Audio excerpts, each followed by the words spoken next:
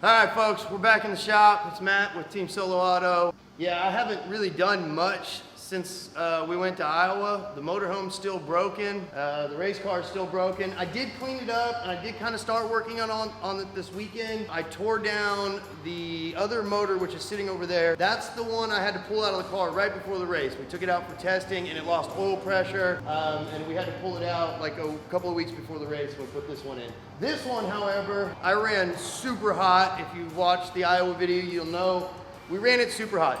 When I went to go clean it off, this thing was covered in oil, coolant, so I'm pretty sure I melted the front seal.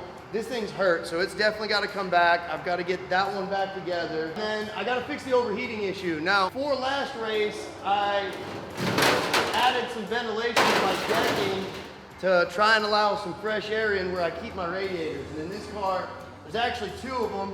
There's one right here. There's another one right there, but it's normally in the back. We took it out, we're gonna reposition it. I already started on it, but this here was only allowing fresh air into underneath the decking. We're gonna change that up a little bit. We're actually building ductwork, so this will all be ducted, and when this panel goes on,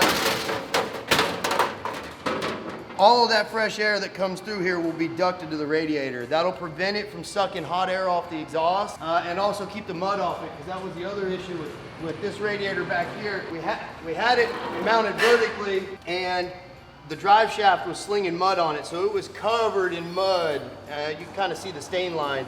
It was packed full of mud. So at this point, we're actually gonna angle the radiator like this, and then we're gonna build ductwork up to the deck, and we're gonna put another scoop on the back. So we'll have, they'll both be ducted. That'll prevent mud from getting the fresh air side, and it'll also keep us drawing in cool air to the radiator. The next thing I'm gonna do, because I'm worried that we might have a water flow issue amongst an airflow issue, is I'm gonna go ahead and add a second electric water pump. Did a bunch of reading on rear mounted radiators and stock small block Chevy water pumps and electric water pumps, and the gist of it is, for the horsepower range I'm in, a stock Chevy water pump's gonna have a real hard time moving water through two radiators that are in the back without cavitating, and it just probably won't do it. I've been running one electric water pump, which is only 40 gallons a minute.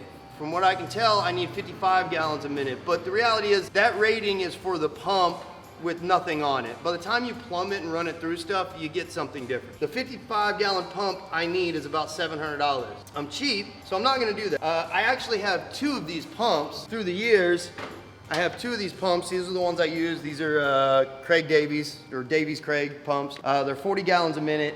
I actually have two of these. I have the one I had on the car, and I've always had a spare in the trailer. So I'm actually gonna load both of these on here. The reality is, even with a 55 gallon a minute pump, by the time I put it in the system, if I were to measure the flow rate, I'm not gonna have 55 gallons per minute. So the idea here is, with the two 40 gallons per minute pumps, hopefully it'll be enough water flow. I mean, the gist is pretty simple for pumps and how they flow. It's restriction, weight of the water. So if you add two of them, it will flow more.